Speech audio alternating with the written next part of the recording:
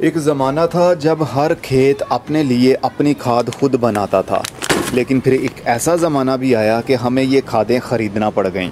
इतने सालों की जर्नी में मेरा पहला ये एक्सपीरियंस रहा कि वर्मी कंपोस्ट के ऊपर भी वीडियो बना दूं और आपको बता दूं इसकी हकीकत क्या है।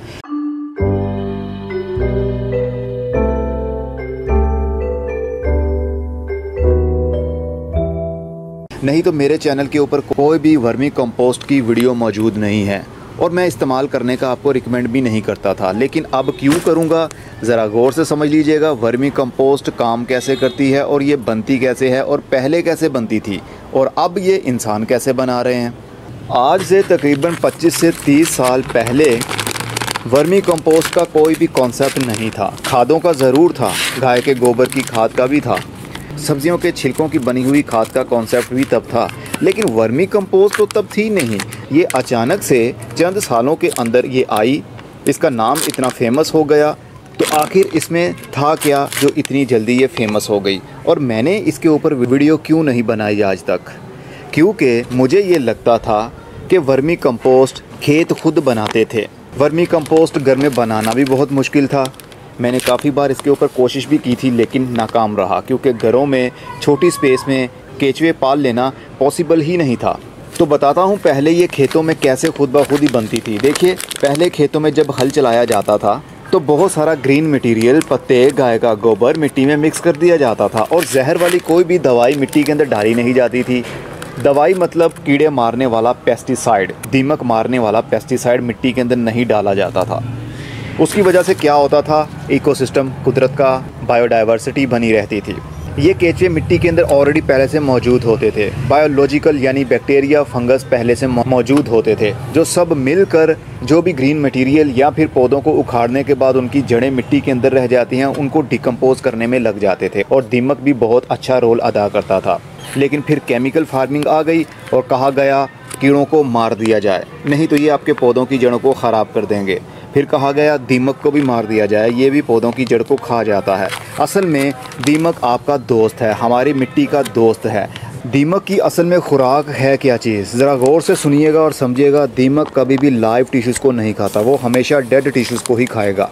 डेड टिश्यूज़ कौन से होते हैं? सूखी हुई लकड़ी, सूखा हुआ बायोमास, उसको वो खाने लगेगा। और जहाँ पर बहुत ज़्यादा नमी होगी वहाँ पर दीमक का काम ही क्या है। और अगर वो वहाँ पर आएंगे भी तो वो अपने खाने के लिए डेड टिश्यूज़ को ही तलाश करेंगे। अगर उनको डेड टिश्यूज़ मिलेंगे वहाँ पर वो अपनी तादाद को बढ़ाएंगे, लेकिन वो लाइव टिश्यूज़, ज़िंदा जड़ को कभी नहीं खाते। दीमक का कॉन्सेप्ट हुआ क्लियर। अब केचुए की बात करते हैं। केचुए को हमने इसलिए मार दिया क्योंकि बहुत ज़्यादा वो सुराख कर देता था मिट्टी में। तो बीज जहाँ पर डाले होते थे वहाँ पर भी सुराख हो गए, तो वहाँ पर चूंटियों का हमला हो जाता था और वो बीज को खा जाते थे। फिर बीज को जहर लगाकर डाला जाता था ताकि बीज को कोई कीड़ा ना खाए। बस ऐसे ही करते करते धीरे धीरे हमने सब कुछ बिगाड़ दिया और फिर सिर्फ और सिर्फ रह गए केमिकल के ऊपर। ये वाली खाद पहले खेतों में बनती थी, अब ये वाली खाद कमर्शियल लेवल के ऊपर फार्म हाउस में बन रही हैं और वही किसान इसको ख़रीद कर अपने खेत में डाल रहा है, जिसने केचुए खुद ही मार दिए केमिकल का इस्तेमाल कर करके। तो कितनी बड़ी गलती हमने की, लेकिन अब इस गलती का एहसास सभी को होता जा रहा है। इसीलिए तो हम नेचर के करीब होने की कोशिश कर रहे हैं, ऑर्गेनिक मैटर की तरफ दोबारा लौटने की कोशिश कर रहे हैं, जिस पर 5 से 10 साल तो लग ही जाएंगे। दोबारा अपनी मिट्टी को ज़िंदा करते करते, दोबारा अपनी मिट्टी के अंदर केचुए और दूसरे माइक्रोब्स को पैदा करते करते, केमिकल का इस्तेमाल कम करते करते। कीड़े मारने वाली खाद जब मिट्टी के अंदर जाएगी तो बुरे कीड़ों के साथ साथ में अच्छे कीड़ों का भी खात्मा कर देगी, तो इस तरह होगा हमारा ही नुकसान। तो अब ये बन रही है कमर्शियल लेवल के ऊपर और ये बिकती भी है। अब पहले तो ये बिल्कुल मुफ्त की होती थी, गाय के गोबर से ही बनती है। अब इसको कमर्शियल लेवल पर कैसे बनाया जाता है? फार्म हाउस होते हैं बड़े बड़े से, वहाँ के गाय के गोबर को ठंडा करके उसमें डाल दिए जाते हैं केचुए, और केचुए आहिस्ता आहिस्ता वो गाय का गोबर खाते रहते हैं और तकरीबन 3 से 4 या 5 महीने के बाद हमारे पास इस तरह की खाद आती है, जो कि केचुए खाकर उसकी जगह पर जो पोटी निकालते हैं, बुरबरी सी पोटी होती है, ये होती है असल में वर्मी कंपोस्ट। होता ये गाय का गोबर ही है। वर्मी कंपोस्ट तो हर उस मटेरियल की बन सकती है जो ऑर्गेनिक मटेरियल हम खाने के लिए केचुओं को देंगे और वो खा खा कर जो भी पोटी निकालेंगे वो वर्मी कंपोस्ट ही होगी। तो घरों में ये बनाना तो पॉसिबल है ही नहीं। बड़े लार्ज स्केल के ऊपर आपको जगह की ज़रूरत होती है। लंबे लंबे से बेड्स बनाए जाते हैं, 2 फुट ऊंचे, तकरीबन 3 या 4 फुट चौड़े, और उसमें गाय का गोबर डालकर उसमें केंचुओं को छोड़ा जाता है। इसकी सबसे बड़ी निशानी ये है कि ये बुरबुरी होगी। आप देख सकते हैं बारीक बारीक से गोल गोल से दाने टाइप आपको दिख रही होगी, जैसे बारीक बारीक सी गोलियाँ भी हों। ये वर्मी कंपोस्ट की निशानी है जो असली होगी। और इसमें से बिल्कुल अर्थ जैसी खुशबू आएगी, जैसे कि मिट्टी में से आती है ना हल्का सा पानी। बरसाती मौसम में जब बारिश होती है पहली, तो मिट्टी में से जो खुशबू निकलती है वैसी ही खुशबू इसमें से आएगी। तो ये वर्मी कंपोस्ट होगी। इसके अंदर सारे वो एलिमेंट्स होंगे जो गाय के गोबर के अंदर थे। जो भी पौधों की ज़रूरत होती है वो सभी इसके अंदर मौजूद होते हैं, लेकिन बहुत मिनिमम अमाउंट में।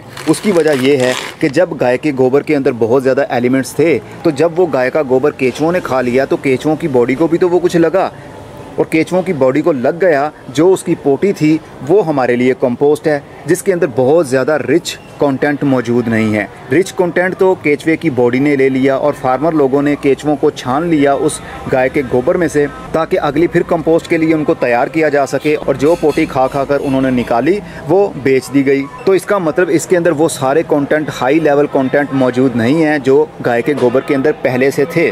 लेकिन ये तो मानना पड़ेगा कि ये कंपोस्ट है, और बहुत अच्छी कंपोस्ट भी, और 100% डिकम्पोज हुई कंपोस्ट। ऐसा नहीं है कि इसके अंदर कुछ कच्चा मटेरियल भी अभी मौजूद हो, क्योंकि ये केंचुओं ने सब कुछ खा लिया है ना, और खुशबू बहुत अच्छी है। तो इसको इस्तेमाल आप कैसे कर सकते हैं? इसका इस्तेमाल बिल्कुल नॉर्मल जैसे कंपोस्ट का किया जाता है, चाहे वो सब्ज़ी वाले पौधे हों, चाहे आपने बीज लगाने हो या फिर पौधों को ट्रांसप्लांट करना हो। 80% मिट्टी लीजिए, 20% उसमें वर्मी कंपोस्ट मिक्स कर लीजिए, उसके अंदर आप बीज लगा सकते हैं और पौधों को भी शिफ्ट किया जा सकता है। और गमलों के अंदर इसका इस्तेमाल हर 7 से 10 दिन के गैप से आप कर सकते हैं। गमले की मिट्टी के सरफेस पर 1 मुट्ठी ये कंपोस्ट फैला दें, हल्की सी गोडी करें और पानी दे दिया करें। इस तरह इसका जितना भी अर्क होगा वो निकलकर मिट्टी में शामिल हो जाएगा और आपके पौधे की जड़ को मिलना शुरू हो जाएगा। लेकिन मिनिमम अमाउंट में एलिमेंट्स मौजूद हैं इसमें, हाई लेवल कंटेंट इसमें मौजूद नहीं है। तो आप इसको नॉर्मल कंपोस्ट की तरह इस्तेमाल कर सकते हैं। सिंपल हाली कंपोस्ट के अंदर कोई कलम, कोई बीज, कोई पौधा शिफ्ट नहीं करना, नहीं तो वो जल जाएगा ज़्यादा मॉइस्चर लेवल बढ़ने की वजह से। और जितने भी एलिमेंट्स हैं डायरेक्ट इसके अंदर ही हमने पौधा लगा लिया तो वो तो जलेगा ही। तो इसलिए इस्तेमाल करना है तो नॉर्मल जैसा मैंने बताया 20% आप मिट्टी के अंदर मिक्स करके उसके अंदर बीज या फिर पौधे शिफ्ट कर सकते हैं। और गमलों के अंदर ऑलरेडी जो पौधे लगे हुए हैं, हर 7 से 10 दिन के गैप से आपने 1 मुट्ठी लेनी है, गमले के ऊपर फैला दीजिए, गोडी कीजिए और पानी दे दीजिए। सारा असर मिट्टी के अंदर शामिल हो जाएगा। इस तरह आपकी मिट्टी के अंदर माइक्रोबियल एक्टिविटी भी बढ़ना शुरू हो जाएगी, क्योंकि इस कंपोस्ट के अंदर माइक्रोब्स भी हैं। तो ये एक अच्छी चीज़ भी है, लेकिन ये घरों में आप तैयार नहीं कर सकते। जितनी भी कोशिश कर लें आप नाकाम रहेंगे, क्योंकि इसके लिए चाहिए हमें ज़्यादा चौड़ा एरिया और कम हाइट वाला बेड। अगर हम गमले के अंदर गाय का गोबर डालकर कुछ केंचुए डाल भी देंगे तो वो कुछ दिनों के अंदर मर जाएंगे ऑक्सीजन ना मिलने की वजह से। तो जहाँ से भी वर्मी कंपोस्ट अच्छी क्वालिटी की आपको मिलती है वहाँ से ख़रीदिए। बहुत अच्छी चीज़ है, बनी बनाई चीज़ है।